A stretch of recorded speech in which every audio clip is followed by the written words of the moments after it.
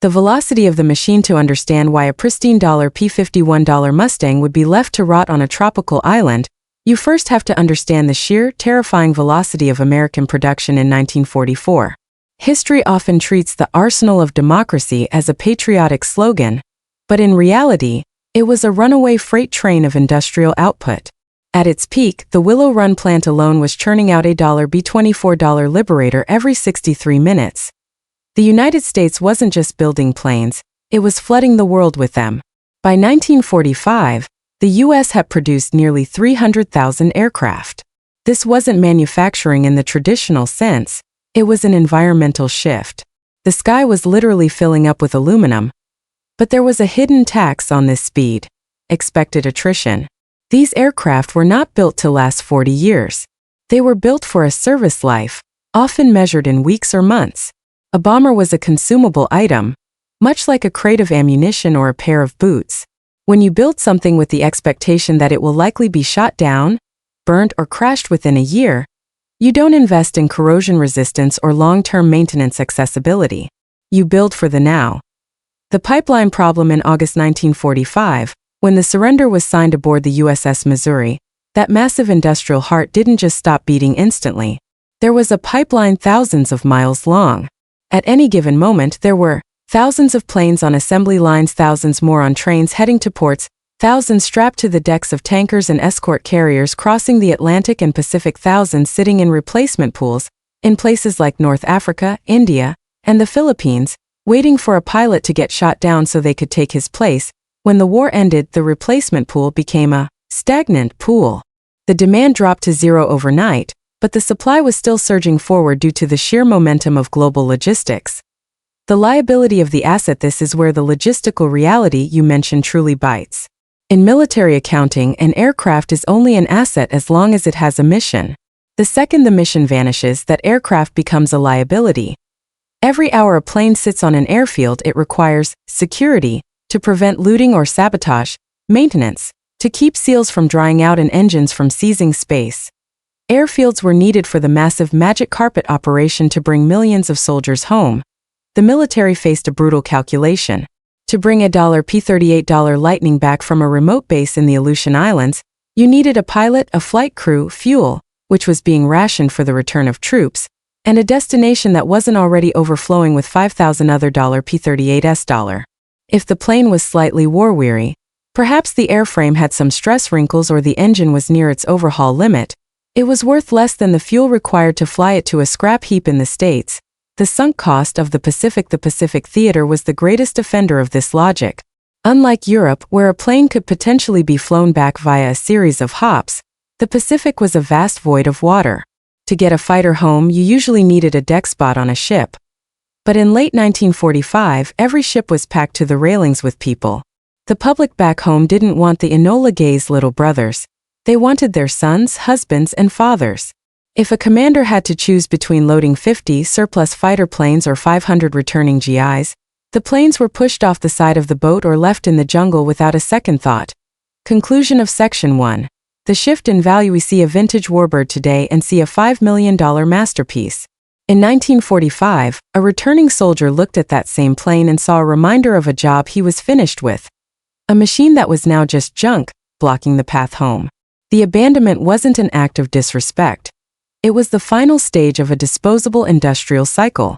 The planes were left behind because, for the first time in 5 years, the human life was finally worth more than the machine.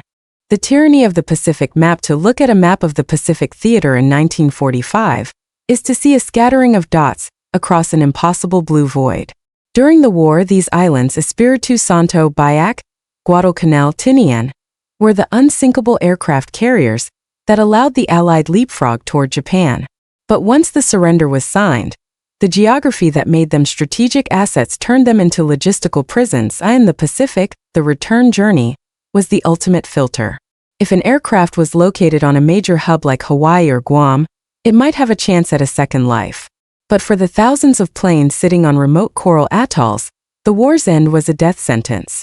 There were no ferry routes back to the mainland for short-range fighters like the F-4U Corsair or the P-39 Airacobra. They simply didn't have the fuel capacity to cross the ocean, and the carrier decks were reserved for the human cargo of Operation Magic Carpet. The $1 million point, perhaps the most famous geographic discard, occurred on the island of Espiritu Santo in Vanuatu. Here, the military faced a surplus so vast it defied imagination. When the local government refused to buy the remaining equipment at a discount, the U.S. military made a cold geographic decision. Rather than pay to ship the equipment back, they built a ramp into the sea. For weeks, bulldozers pushed pristine engines, jeeps, and crates of aircraft parts into the Pacific Ocean. Today it is known as $1 Million Point. It remains a submerged monument to the fact that in 1945, the middle of the ocean was the only warehouse large enough and cheap enough to hold the remains of the war. The Arctic, preserved in ice. While the Pacific was a story of salt and corrosion, the Arctic was a story of isolation and deep freeze. The ALSIP Alaska-Siberia route was a critical artery, used to ferry nearly 8,000 aircraft to the Soviet Union. This route took pilots over some of the most inhospitable terrain on Earth: frozen tundra, jagged peaks, and endless forests with zero infrastructure. When a plane suffered a mechanical failure or ran low on fuel in the Arctic, the crew's only priority was survival. Once the men were rescued by bush pilots or dog sled teams, the aircraft was effectively erased from the books. The cost of sending a recovery team with heavy lifting equipment into a sub-zero wilderness was astronomical. Because of this geography, the Arctic became a natural museum. The cold inhibited the bacteria and chemical reactions that cause rot. While Pacific plains were being reclaimed by jungle vines and salt air, Arctic plains like the famous Glacier Girl, 38 Lightning, were slowly buried under hundreds of feet of ice, preserved in a pressurized, oxygen-free tomb for decades. The desert, the boneyard compromise. Not all geography was hostile. In the United States, the military sought out the most neutral environment possible to store what they couldn't bring themselves to destroy immediately. They chose the high desert of the American Southwest. Places like Kingman, Arizona, and Davis-Monthan in Tucson were selected for two geographic reasons. The caliche soil. The ground was as hard as concrete, meaning you didn't need to build expensive paved aprons to park heavy bombers like the B-29 at arid humidity.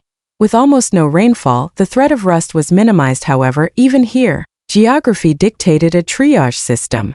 The planes that made it to the desert were the lucky ones. They were the National Guard of the surplus world. But for every plane that made it to the dry safety of Arizona, 10 more were left in the mud of the Philippines or the sands of North Africa because they simply weren't worth the trip. The modern echo today, the geography of abandonment, is what creates the treasure map for modern warbird hunters. The very remoteness that made these planes a liability in 1945 is what protected them from the scrapman's torch in 1946. The planes in history books are the ones that were saved on purpose. But the planes that capture our imagination today, the ones found by hikers in the Papua New Guinea jungle or divers in the lagoons of Kwajalein, are the ones that geography claimed. They survived not because they were valued, but because they were out of reach.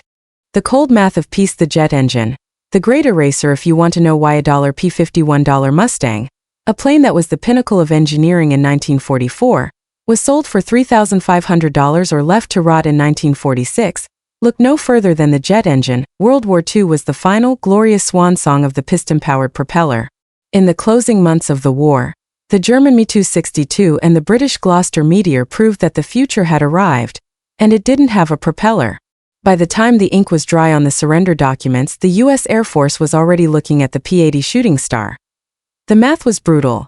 Why spend money maintaining, storing, and fuel-feeding a propeller-driven fighter that flew at 440 miles per hour when the next generation was already pushing 600 miles per hour? Militarily, the piston engine was a dead end. To the generals of 1945, keeping a fleet of thousands of B-17s was like keeping a fleet of horse-drawn carriages after the invention of the automobile. It wasn't just old. It was a liability in a potential next war. The smelting camps and the aluminum harvests. We often think of abandonment as a plane sitting in a field, but in 1945, much of the abandonment happened at the smelter. The war had consumed a massive portion of the world's mineral resources. Once the fighting stopped, the most valuable part of a B-24 Liberator wasn't its ability to fly.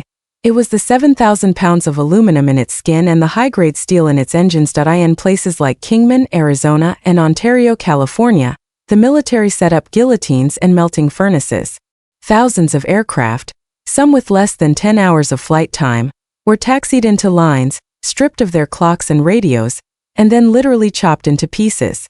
They were melted down into ingots to be turned into the consumer goods of the 1950s. Frying pans, window frames, and soda cans. What we see today as a tragic loss of history was seen then as resource management. The war machines were being recycled to build the peace. The surplus fire sale for the planes that weren't melted or left in the jungle. There was the surplus market. This period created some of the most surreal stories in aviation history. Because the government wanted these assets off the books immediately, they sold them for pennies on the dollar. B-17 flying fortresses were sold for as little as $13,000. They cost $250,000 to build. $6 Texan trainers could be had for a few $100s, and some cases, farmers bought $40 Warhawks just to drain the high-octane fuel and hydraulic fluid for their tractors, then left the airframes in the barn to be used as scrap metal later. The market was so flooded that the value of the aircraft plummeted to zero. When a machine has no resale value and no military use, the simplest solution is often to just stop looking at it. The human disconnect. Finally, there was the emotional math. The men who flew these planes were tired. They had spent years in cramped, freezing, oil-smelling cockpits watching their friends disappear. When the war ended, many pilots felt a deep sense of closure that involved walking away from the machine. There are stories of pilots landing their fighters on island strips, shutting down the engine, and catching a transport ship home without even looking back. The plane wasn't a classic to them. It was their office, and they were ready for their vacation. This collective turning of the back by an entire generation is why so many planes were left to the elements. The soul of the machine had departed with the pilot. The selective memory of museums. If you walk into a major aviation museum today, you are looking at a sanitized version of history. You see planes that have been painstakingly restored, polished until they shine, and placed under climate-controlled LEDs. These are the lucky ones, but in a way they are also the least real. They have been stripped of their context, their dirt, and the scars of their service. The aircraft left behind in the jungles of Papua New Guinea or the sands of the Sahara tell a different story. They are accidental monuments. They weren't saved by a committee or a billionaire collector. They were saved by the very environment that tried to consume them. Because they were never restored, they remain exactly as they were the moment the war ended for them. Nature as a curator. There is a haunting beauty in the way nature interacts with these machines. In the Pacific, B-17s have been swallowed by emerald vines, their cockpit glass turned into terrariums. In the lagoons of Chuuk State, Japanese Zero fighters are encrusted in coral, becoming part of the reef system. A literal fusion of industrial destruction and biological creation. These sites offer a visceral connection to the past that a museum cannot replicate. When a diver finds a wreck on the seafloor, they might still see the pilot's headset hanging on the control column, or an unopened ration tin on the floorboards. These aren't just planes, they are frozen moments in time. They survived because they were forgotten, shielded from the progress of the post-war world by their own obsolescence. The ethics of recovery. As we move further into the 21st century, these abandoned sites have become the center of a complex debate. With the value of World War II aircraft skyrocketing, a rare fighter can now fetch millions. Many of these accidental monuments are being harvested. Groups like the Pacific Wreck Database and various recovery teams track these locations using satellite imagery. But there is a growing sentiment that perhaps they should stay where they are. Is a P-38 Lightning more valuable in a private collection in Texas, or is it more meaningful sitting on a remote hillside in the Aleutians, where it tells the story of the isolation and hardship of the men who served there? In many cases, these wrecks are also war graves. The decision to leave them behind in 1945 was practical, but the decision to leave them there today is often a matter of respect. They have become part of the landscape, a permanent scar on the earth that serves as a reminder of the scale of the conflict. The beauty of the discarded. The core of this story is a paradox. The world moved on, but the machines stayed still. We rarely talk about the discarded parts of history, because we prefer the stories of triumph and preservation. But there is a profound honesty in abandonment. These aircraft represent the true tail end of the war. The moment the adrenaline stopped, the funding dried up, and the world took a collective breath. They stand as a testament to the fact that World War II was so massive that the world couldn't even clean up after itself. We are left with these metal ghosts scattered across the globe, surviving not by foresight, but by the sheer beautiful accident of being worthless at the right time. Conclusion. The final logbook. When we look at a photograph of a decaying wing or a radial engine half buried in the sand, we shouldn't see neglect. We should see a bridge. These machines were the tools that built the modern world, and once their job was done, they were returned to the earth. History isn't just what we choose to put in books, it's what we leave in the dirt. And as long as these accidental monuments remain, the story of the war will never truly be finished. It will continue to wait in the deserts, the tundras, and the deep blue sea, waiting for someone to look at a waste of metal and see the soul of a century.